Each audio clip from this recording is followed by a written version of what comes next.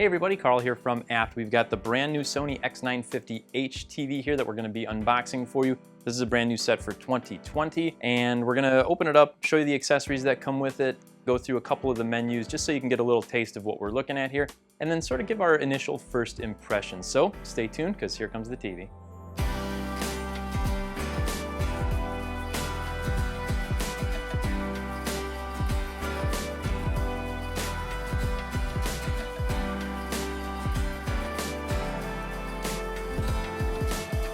All right, so we ran through the initial setup here. Now we're in the main screen. We're gonna take a look and see what settings this comes preset with before we get a picture up on the screen. So obviously we're gonna go into settings and display and picture.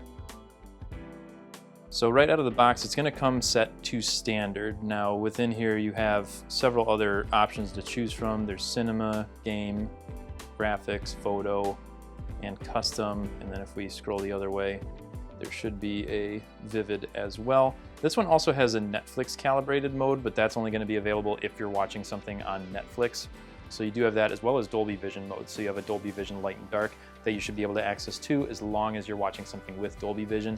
Now, as we go down to Motion, which is the other one to probably take a look at right off the bat, you've got Motion Flow, and it comes set to custom right out of the box, which is different than what we saw on the 800. The 800H. So now here you can actually set the smoothness and the clearness as well, but you also have auto and off. My recommendation would be to turn it off. That's what I prefer, but people have different opinions on that. So do what you like. We're gonna do a full review on this TV as well, so we'll kind of go through more of the little details like that. So stay tuned for that one. But now let's get a picture up on the screen so we can actually give some initial first impressions for you.